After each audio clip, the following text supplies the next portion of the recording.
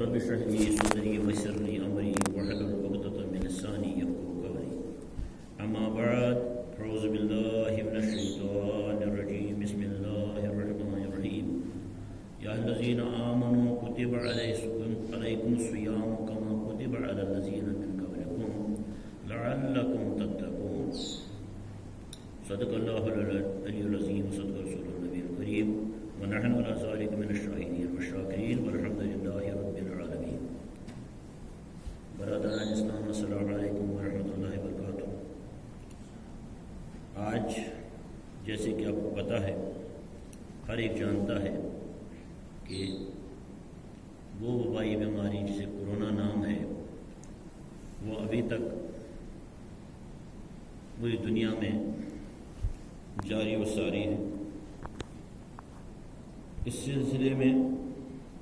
حکومت نے اس رکاوٹ کو کریک ڈاؤن کا نام دیا ہے کہ اس میں سماجی دوری ضروری ہوتی ہے، یعنی ایک دوسرے کے ساتھ نزدیک ہونا. اس کے ساتھ نزدیک ہونے سے بیماری لگنے کا یعنی ڈر ہوتا ہے. اگر کسی شخص سے کسی دوسرے شخص کو زندگی کا خطرہ لاحق ہو جائے تو یہ بہت بڑا گناہ ہے. کسی انسان کی جان بچانا، اپنی جان بچانا یہ تو فرض ہے، لیکن اگر کسی کے آنے، کسی کے جانے، کسی کے ملنے سے اپنی جان بھی خطرے میں پڑ سکتی ہے اور دوسری کی جان بھی خطرے میں پڑ سکتی ہے تو ایسی نزدیکی کرنا گناہ ہو جاتا ہے. آج جب کہ ہم ماہ صیام کے اس آخری جمعہ میں اس وقت ہیں، مسجد میں چند ہی لوگ ہیں، لیکن یہ پیغام جو عید کا ہے یہ دوسروں تک پہنچانا ضروری ہے. میں نے آیت کریمہ تلاوت کی ہے، چونکہ اب وقت گزر چکا ہے، اب دن باقی نہیں ہیں. جن ایام کی یعنی جن ایام میں احترام کرنا تھا، روزہ رکھنا تھا، اب اس کے لیے ایک دن ہی شاید باقی ہو. لیکن اس آیت میں کہا گیا ہے یا الذین آمنوا کتب علیکم الصیام کما کتب علی الذین من قبلکم لعلکم تتقون. اے ایمان والو، ہم نے تم پہ روزے فرض کیے ہیں جیسے کہ پہلے لوگوں پر فرض کیے تھے. لعلکم تتقون، غرض و غایت یہ ہے، ضرورت یہ ہے،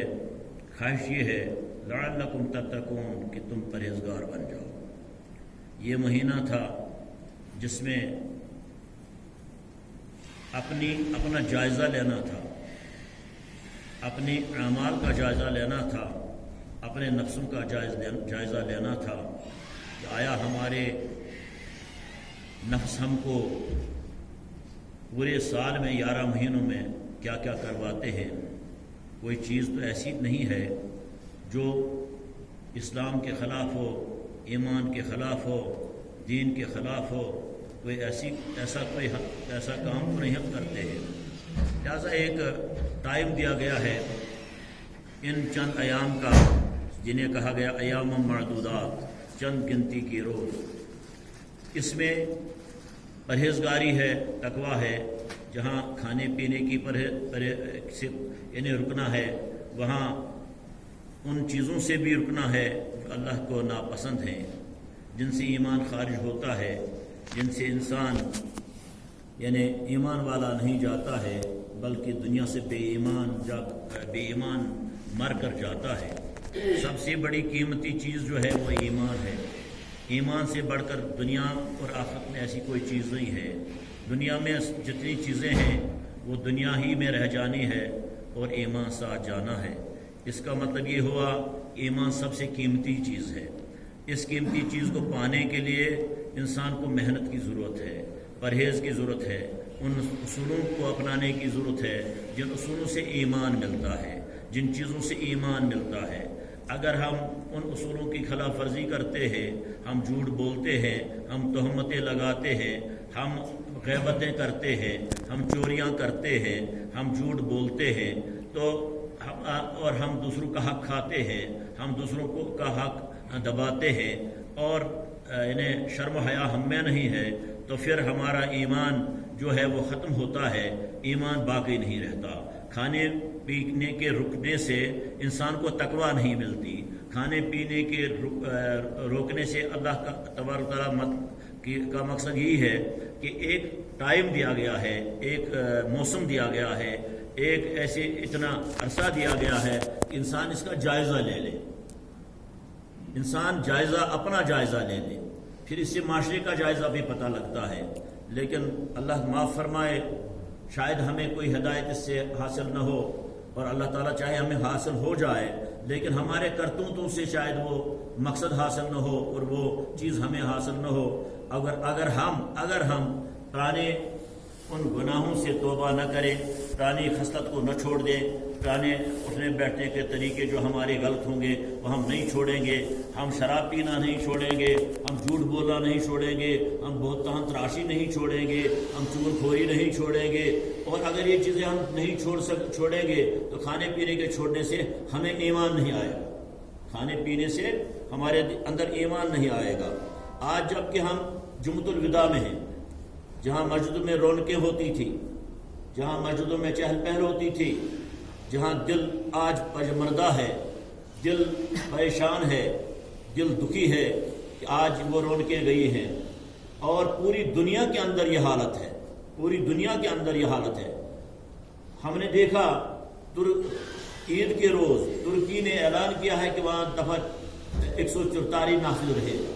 آپ جانتے ہیں دفعہ 144 میں 2 یا 3 سے آدمی اکٹھے نہیں چل سکتے ہیں، تو ترکی میں والوں نے اعلان کیا ہے کہ وہاں عید کے روز دفعہ 144 نافذ ہوگا، کسی کو باہر جانے کی صورت نہیں ہوگی۔ جہاں تک یہاں اس وقت یہاں کی حالت کا ہم جائزہ لیتے ہیں،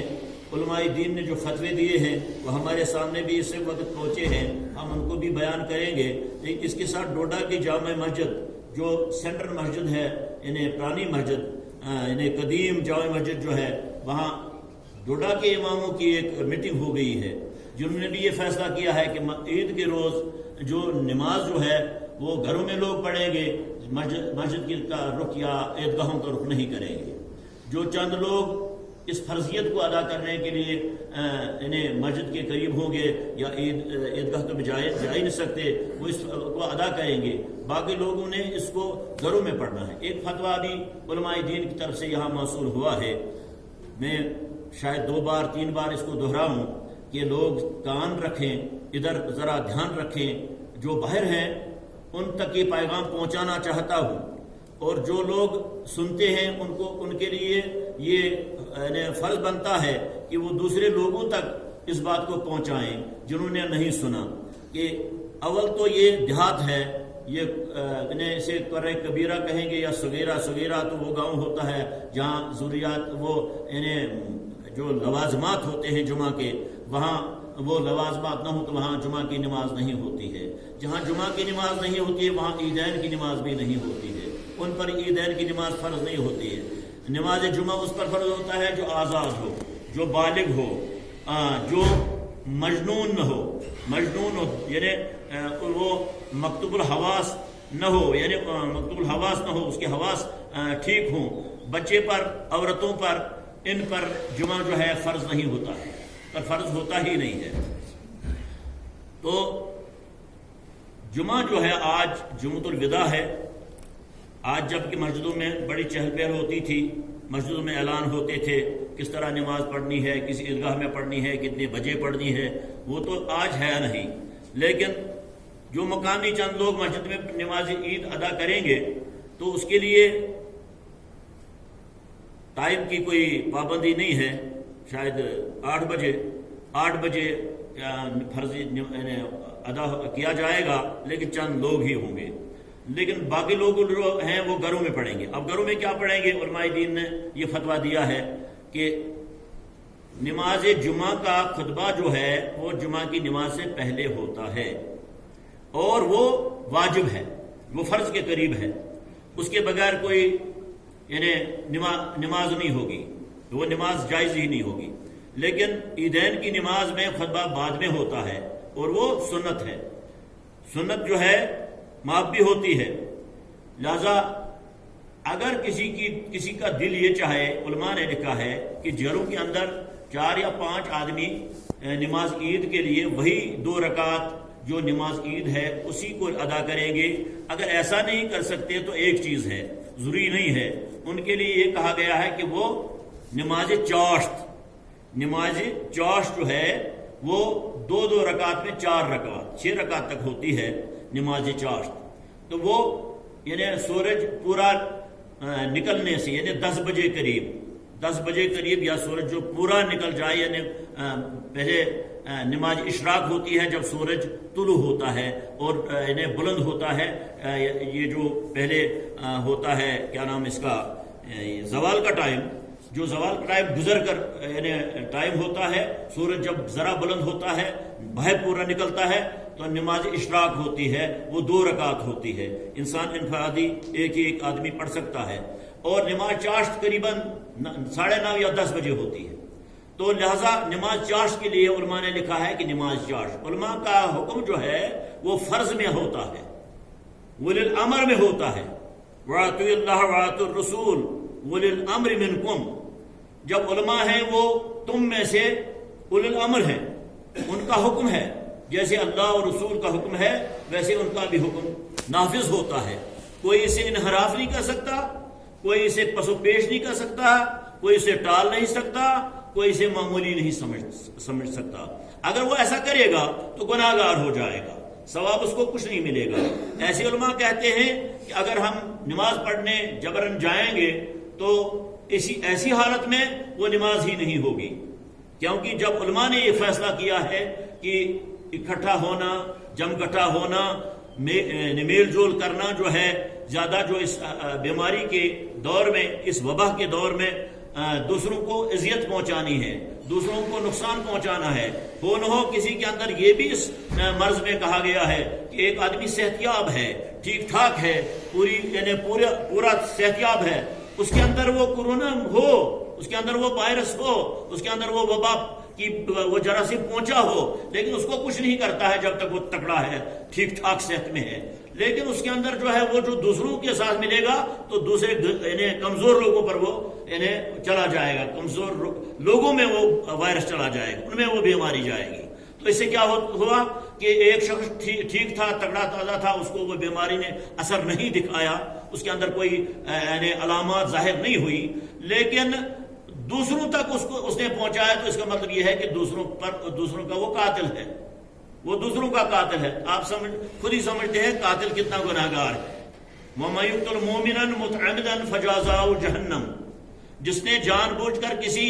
ایمان والے کو قتل کیا، فَجَزَاؤُهُ جَهَنَّمُ، اس کی جزا جہنم ہے، خالدین فیہا، وہ ہمیشہ جہنم میں ہی رہے گا، غضب اللہ علیہ، اس پر اللہ کا غضب ہے، وَلَعْنَهُ، اس پر اللہ کی لعنت ہے، وَأَعْدَى لَهُمْ عَذَابًا عَظِيمًا، اور اس دشمن خدا کے لیے، اللہ فرما اعداء کہتے ہیں دشمن کو، اس کے لیے اللہ تبارک تعالیٰ نے وہاں بھی ایک بہت بڑا عذاب تیار کر کے رکھا ہے۔ اگر کسی کے جانے سے، کسی کے آنے سے کسی کی جان خطرے میں پڑ جائے اور ہلاکت میں پڑ جائے تو اس کا مطلب ہے وہ اس کا قاتل ہے، اور اس نے تو ظاہر کچھ نہیں کیا، وہ چلا، اس کے اندر بیماری تھی لیکن اس نے کوئی پرہیز نہیں کیا، تو اس کے پتہ نہیں اس کو تھا، اس کو بھی پتہ نہیں تھا، لیکن وہ ان لوگوں میں چلا جن لوگوں کی اندر جو طاقت ہے، تو امیونٹی جسے کہتے ہیں، جو اندر کی طاقت ہے وہ نہیں تھی، تو ان کو وہ وائرس جو ہے، وہ بیماری جو ہے لگ گئی۔ اس کا مطلب ہے کہ اگر کسی کی ہلاکت ہو گئی تو پھر قاتل ٹھہرا ہے۔ لہذا عید کے لیے میں پھر بھی اعلان یہ کرتا ہوں کہ علماء نے فیصلہ دیا ہے، ابھی اس کا فتویٰ پہنچ چکا ہے کہ عید کے روز عید کی نماز اگر چاہیں کچھ لوگ گھروں کے اندر بغیر خطبے کے پڑھیں گے، کیونکہ خطبہ سنت ہے، وہ نماز کے بعد ہوتا ہے، وہ خطبہ نہیں پڑھیں گے، خطبہ تو وہاں ہوتا ہے جہاں مطلب اس کا اہتمام کیا جائے، لیکن اگر وہ پڑھیں گے، انہیں ایک مطلب صورت دی ہے، ایک آپشن دیا ہے کہ کہ اگر ایسا نہیں کر سکتے، دل کو تسلی نہیں ملتی ہے، تو نماز چاشت پڑھے، 2 رکعت میں اللہ اس نیت کریں کہ میں نیت کرتا ہوں نماز چاشت کی 2 رکعت کی، 2 رکعت میں 2 رکعت کی، تو اللہ اکبر نماز لگائی، پھر قرت کی جو اس نے کرنی ہے، زور سے قرت نہیں کرنی ہے، وہ خاموشی سے کرنی ہے، وہ خاموشی سے کرنی ہے، جو کہ اس نے چاشت پڑھنی ہے۔ یہ ایک دوسرا یعنی آپشن دیا گیا ہے، دوسرا ایک طریقہ دیا گیا ہے کہ اگر کسی کا دل نہیں چاہتا، ہم جانتے ہیں کہ جس کے دل مسجد کے لیے ہوتا ہے وہ بے قرار ہوتا ہے، وہ جو مسجد میں جس کا دل قرار لیتا ہے وہ نمازی ہوتا ہے، وہ اللہ کا پیارا ہوتا ہے، دکھلاوے کے لیے نہیں ہو، لوگوں کو نہیں دکھانے کے لیے نہیں آیا ہو کہ میں جاؤں گا لوگ مجھے کہیں گے نمازی ہے، اور یعنی مجھے میری تعریف کہیں گے، مجھے معاشرے میں لوگ کہیں گے بڑا نمازی ہے، بڑا اچھا ہے، وہ بھی ایک یعنی کیا کہتے ہیں من صلی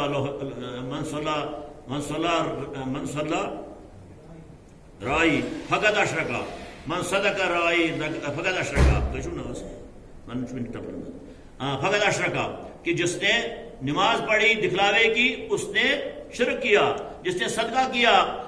دکھلاوے کا اس نے شرک کیا۔ من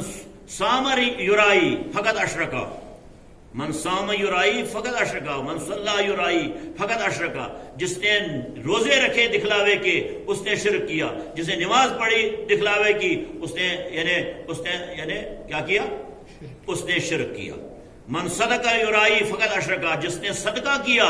خیرات کی، دکھلاوے کی، اس نے کیا کیا، اس نے بھی شرک کر دیا۔ جیسے ہمارے ہاں ہوتا ہے،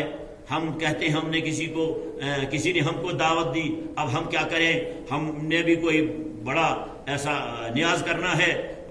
بڑا انتظام کرنا ہے تاکہ دوسروں کو بھی پتہ چلے اور اس کو بھی کوئی دعوت پہنچے، یہ بھی ایک شرک ہی کہا گیا ہے۔ ہاں صدقہ دل سے جو کرتا ہے اس کے دل کو ہی یہ پتا ہے کہ انما الاعمال بالنیات، اس نے کا عمل جو ہے، عمل کا دار و مدار جو ہے وہ اس کی نیت پر ہے، جو نیت کرتا ہے وہ اس کا صلہ ملے گا جس نیت سے۔ اگر گھر میں وہ پڑھتا ہے اشراق، اس کو حکم دیا مفتیان جو دین کے مفتی ہیں، ان مفتیوں کا پورا ہمارے پاس ابھی واٹس ایپ پہ آیا ہے، جو ایک مفتی نے یہاں ڈالا ہے، تو اس پہ یہی دیا گیا ہے کہیں مفتیوں کے وہ کہ دارالفتویٰ سے جو فتویٰ جاری ہوتا ہے وہ ایک مفتی نہیں ہوتا، وہاں 6 مفتی ہوتے ہیں دارالفتویٰ میں، ان 6 کے اس پر دستخط ہیں، ان 6 مفتیوں کے جو دارالفتویٰ سے آتا ہے فتویٰ، اس پر 6 مفتیوں کے دستخط ہیں، ان سے ان نے فتویٰ جاری کیا ہے پورے ورلڈ کے لیے، ان کے فتوے جو چلتے ہیں پورے دنیا کے لیے چلتے ہیں، یہاں کے لیے بھی چلتے ہیں، باہر کے لیے بھی چلتے ہیں۔ تو وہ فتویٰ دیا ہے کہ جو شخص یا جو لوگ گھروں میں نماز عید کے لیے مطلب نہیں آ سکتے مسجد میں، اس وجہ سے کہ کریک ڈاؤن ہے، نہیں آ سکتے، حکومت نے بھی پابندی لگائی ہے اور